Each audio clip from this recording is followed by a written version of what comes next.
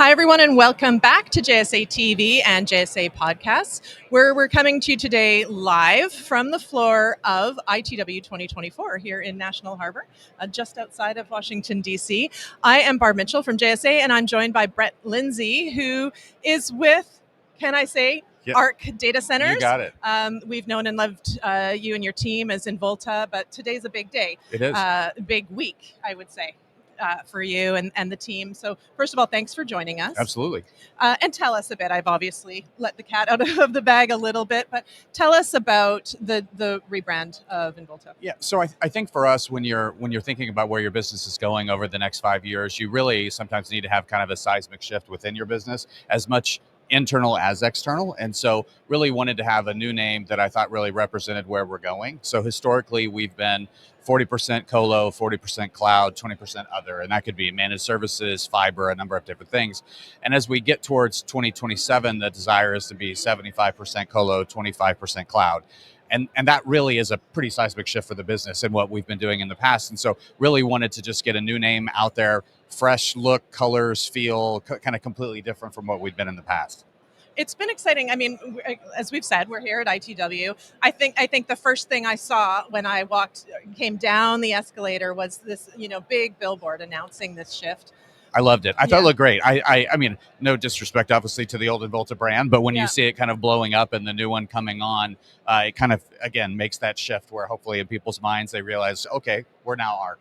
Yeah, and I think it freshens things, but also cues people to think, okay, what's different now? Right. So on that note, is your mission the same? Has it changed? You've touched on a couple things already. I think it's probably more of the original roots from the standpoint of at every single facility we own the land and the building, and so our desire is to be expanding every one of our facilities where we have available land and power. So you'll see us starting construction on Akron, Green Bay, Boise, and Tucson from the standpoint of expanding all of those facilities by 2 megawatts.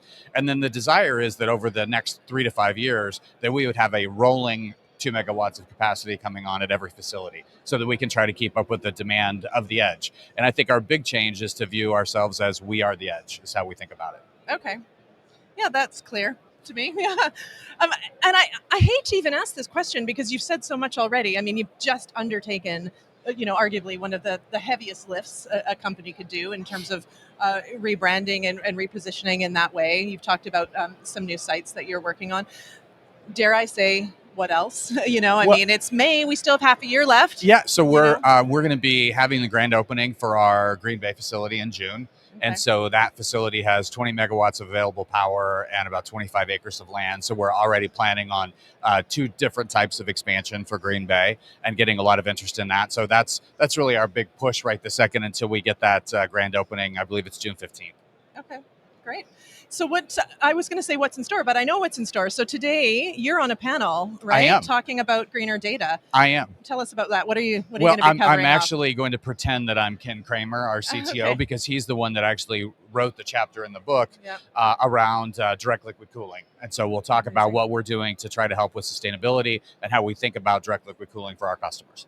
Fantastic. I can't wait. That's only in a few hours from now. That's right. So for 4 anyone, o'clock, I believe. Yeah, for anyone who's tuning in, 4:15, there's a panel just around the corner from our booth here. So we look forward to hearing about that. That'd be great. And so thank you. I know it's such a busy week. We really appreciate you taking my the pleasure. time Happy to be here. to stop by and talk to us. And huge congratulations Thank to you so much. And the team. Appreciate it very much. Yeah, and thank you to our viewers for tuning in again to JSA TV Live, where we'll continue to come to you, bring stories, news, and updates from leaders across our industry.